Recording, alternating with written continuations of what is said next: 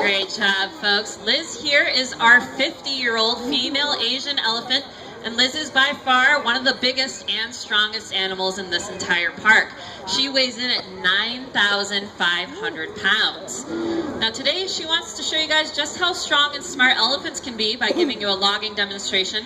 And then after that, feel free to hang out with us. We will be selling elephant art. We're here to answer any questions you may have. And of course, don't forget about our elephant rides. We are open until 6 o'clock tonight, and that's right down the pathway.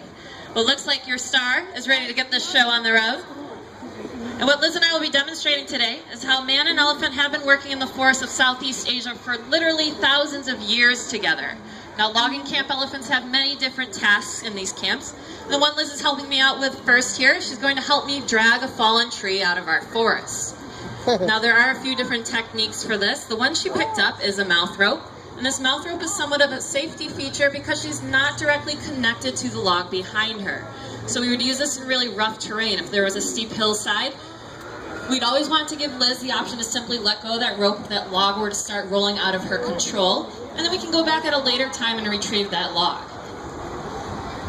Now on a flat surface, you might see us use a harness.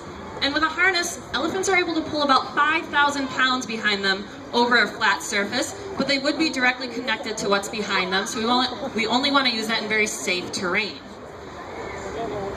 Now Liz here, she looks slightly different than the elephants that are typically used in these camps because she is a female, like I mentioned, and mostly we use the male Asian elephants for this kind of work. And reason is there's a few things. Number one, males are going to be much bigger than Liz. You think she's big?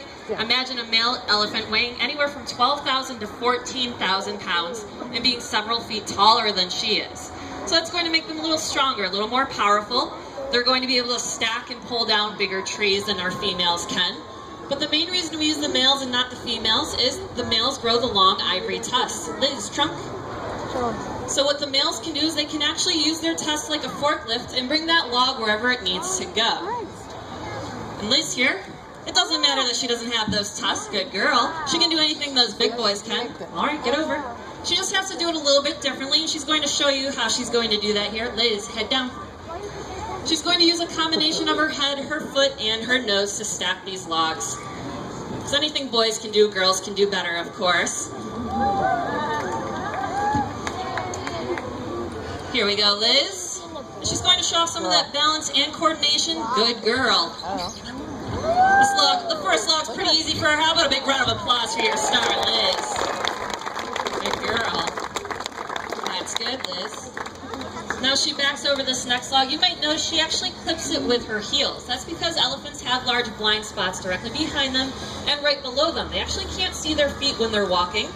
So they use their feet and their nose to feel around objects that they don't want to step on. Liz, trunk. Now she's going to show off just how strong and powerful that big leg can be. Good girl, Liz, kicking that log all the way to her pile. All right, move up. You might be wondering, well, why do we even use elephants for this kind of work? They might seem a little slow and outdated. Why not use a tractor or a bulldozer to harvest these trees? And the answer is that our elephants are way more environmentally friendly.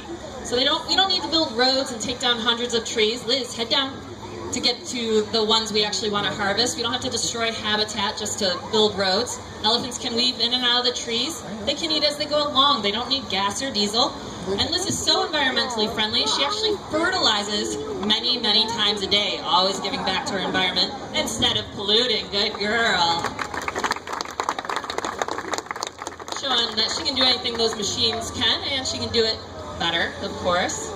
And she's been a little rude. She's had her backside towards you this whole time, so she's going to turn around. You're going to get a view of that better side of hers, that beautiful face, and also that long nose that elephants are famous for. Now we'd like to call that nose a trunk.